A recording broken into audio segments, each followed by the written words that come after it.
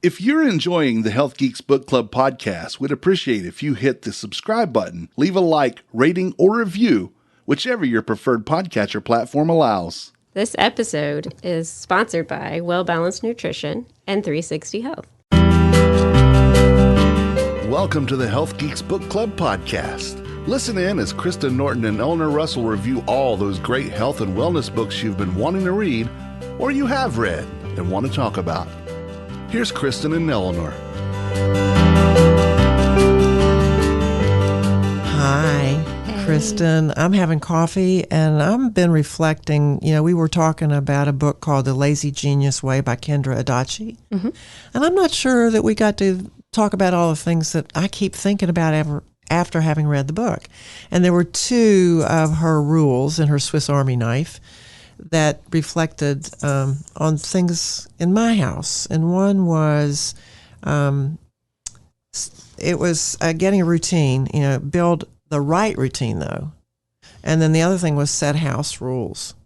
Do you have routines that, or what do you think a routine is? Because she says routines are really just an on-ramp to get you to what really matters. I love that analogy. And I agree because routines feel too rigid for me, and I don't like feel called like I'm going to follow a routine because I like some spontaneity.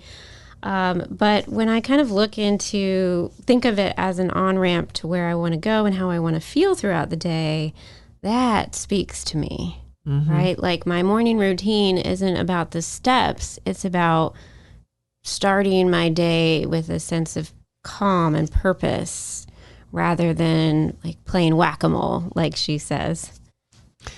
Yeah, this is chaotic and just reactive. Exactly. Reactive instead of we could save. We all have the same amount of time, and I think that's what routines are about: is making efficient and doing things that are important, but then conserving time so that you have it for the things that really matter to you. And I think that's what the on-ramp is. It's the routine to provide me the time to have for what really matters to me. And if that's taking a walk outside in nature or having a conversation with my mother, those kinds of things.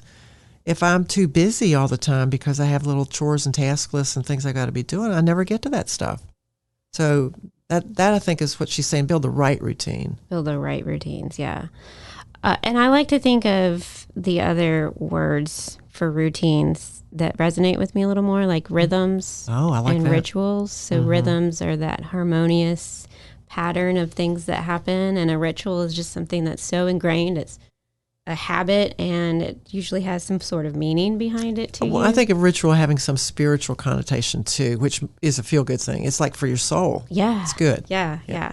So I think picking the right routines, rhythms, or rituals and incorporating those, that's really been the theme for me lately as we switch from, it's officially fall as of last Wednesday. And I think a new season is a good time to think about our routines and rituals. Yeah, take a pause and reflect. Absolutely.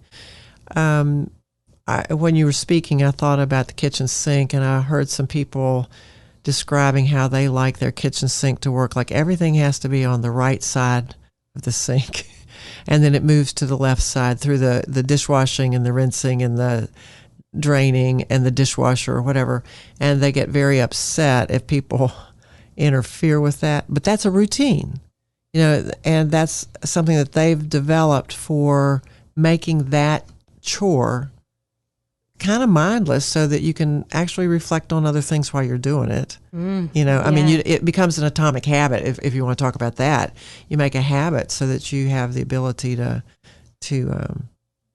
know it's going to happen. You don't have to worry about it. It will be done. So you can release all that. Exactly. And your mind will thank you for it. And it's a gift you give yourself, and particularly the kitchen sink thing is because a clean sink is uncluttered. It's very soothing. Clutter confuses us. There's lots that's been written about clutter. Once you get rid of clutter, you have a liberation, you have a freedom for what new is coming to you. I think routines are important. And she has these two steps, and I think we could use that example of the kitchen sink to kind of explain these two steps. So one is name where you're going, And two, why that destination matters. So let's say your routine is around that kitchen sink. Well, maybe you're going into the next day and you want to start with a fresh, clean slate of a kitchen when you wake up. But that's really, why that matters is maybe because that's really important for your mental health and clarity. Like you said, the decluttering is really good for our minds, and it can start us off fresh. And so when you name where you're going and why that destination matters, then the routine makes sense, and you know that that's the right routine for you. Would you agree? Oh, absolutely. And I'm called to a quote that a friend of mine, we share this quote a lot. You don't wash the dishes because they're dirty. You wash them so that they're a gift to the next person that's going to use them. Oh. And it sort of changes the whole framework of the drudgery of chores. Yes, it does. And I think Kendra Adachi shared that she hates cleaning bathrooms. Yeah. She just has a phobia almost about it. But so that's kind of a funny story in there. But, this routine thing, I think, dovetails nicely with another one of her rules, which is the next rule, Rule 6, which is set house rules. And I was sharing with my son, who's getting a new roommate, that immediately it might be helpful to have a conversation with that new person about house rules, because before you know each other very well or observe each other's habits, it might be nice to set or have a conversation about how things are going to work in that shared living space, because things can go awry quickly. And that's even true in a marriage. Hey, how are we going to do things? So I don't know. Yeah, rules are hard for me, but I really liked the examples in her books, and kind of trying to incorporate them in my life too. And one was, she's an avid reader too, and she says a rule for herself is to start another book within 24 hours of finishing the last one, so she doesn't lose momentum, right? Because if you wait too long, then... And that's really important for me to keep up with this podcast. Oh, because yeah. I'm going to fall behind if I don't do that. Don't break the chain. Right. Have you ever been on a camping trip? Of course. Yeah, well, we used to like to take our kids camping, and so we would do it with other couples, which really complicated things because these couples came from other towns. And then we would meet on a hillside in a tent or something like that. And one of my wise friends would always set the tone when we got to the campsite before the tents went up or anything. Said, we're going to have a huddle. Here's some ideas about what's going to happen. This is the way the food is going to work. Oh, wow. This is the way the cooking's going to do. This is the way, blah, blah, blah, blah. Set the rules. It was great for the adults. It was like, I needed to hear that, because now I don't have to say, do you need help? Do you want me to do that? It's like, no, I'm going to be gathering the wood, whatever. And it was great to do that at the onset, and it only took, a short amount of time, but it made the rest of the trip great. And those teenagers that didn't want to do anything, they heard up front, we will be playing games, we will be having fun. They knew it was going to come. But there are things that, as this unfolds, we're going to have to do together that may not be the most favorite thing we do together. And you all don't get to just sit here and watch us do it for you. That kind of thing, Setting those expectations. Yeah, and the expectations, because once you know what the rules are, it's like, oh, okay, I was informed. Yeah. I think it cleans up a lot of potential for chaos and for negativity and the things that we don't want in our life. Exactly. And Kendra says, pay attention to where you lose it or forget about what matters to you, and set rules around those things to, as she says, keep the dominoes from falling and going crazy. And I think that's a great example. It could have easily gone awry at that camping trip if people didn't know those expectations. Yeah, like we're going to get up at 5 and see the sunrise. We're going to put on those boots and start hiking. But you're going to discover stuff that you'll never get to see if you don't do this. Exactly. Yeah. She also says her rule in the house is to clean up one mess before creating another. Oh, help me with that one. Please help me with that one. Do you make a lot of messes around your house? Yeah, I have a little ADD maybe. So like the shiny object calls me away before I put the other one away. So I have multiple things in process at one time, which may or may not be good. But according to her, it matters to me to have access to my multiple projects. So I'm comfortable with that. And that's what's important. Yeah. So, other people would live a different life than I live. And that's good. Another thing, that can keep you from chaos or a downward spiral, if you have kids, is to keep like paperwork, like set rules around paperwork or homework. For her, she hated all the kids' backpacks on the floor. And the markers. Didn't she have a thing about put the markers away? And put the markers away. Yeah. So kind of think about where you lose it, and if you could set a rule around that and just set those expectations up front, make your life easier.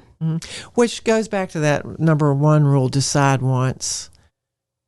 And that takes the rest and be kind to yourself to be able to have a clear mind to have that thoughtful evaluation of your priorities or what you want to do. And that word choice, we all have choice. We can choose to do things or they're going to happen anyway. You know, that letting life direct you or you direct your life. Yeah, and so, not that you can direct it all. I mean, nobody's in total control, but there are better choices that people make that give a higher quality life experience maybe. Yeah. Well, I think Kendra gives us some really awesome tools to, live our best life, quote unquote, and choose what matters. And I think that building the right routines and setting house rules, that has also, Eleanor, been a theme in my life lately too. In the notes section of her book, I kind of like the fact that she likes the authors that we like. Yes. Because she's read James Clear, Atomic Habits, and Gary Keller's The One Thing, and then Brené Brown. We've talked about her. We haven't read one of hers yet, but we're hoping to, right? And Greg McKeown, Essentialism. I'm thinking we might want to pick out that title. Are you interested in that at all? Absolutely. Let's make that on our list. Let's put that one on there. And then I really like this one called Sit Down on the Inside. But it's really a podcast, so I like to promote other podcasts as well.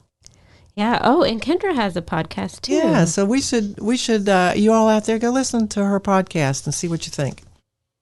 Cool. Well, thanks for chit-chatting with me. Yeah, and I'm Eleanor at 360health4u.com. If you want to talk about any of those cleaning habits and streamlining your cleaning, I can help you with that. I love a good environmentally friendly cleaner. Love it.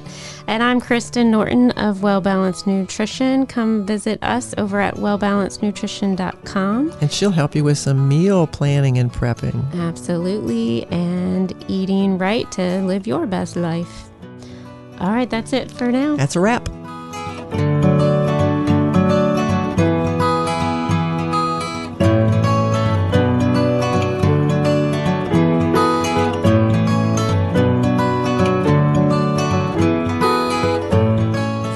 And opinions stated in this podcast are solely those of the contributors and are not necessarily those of our distributors or hosting company. This podcast is copyrighted, and no part can be reproduced without the expressed written consent of Kristen and Eleanor.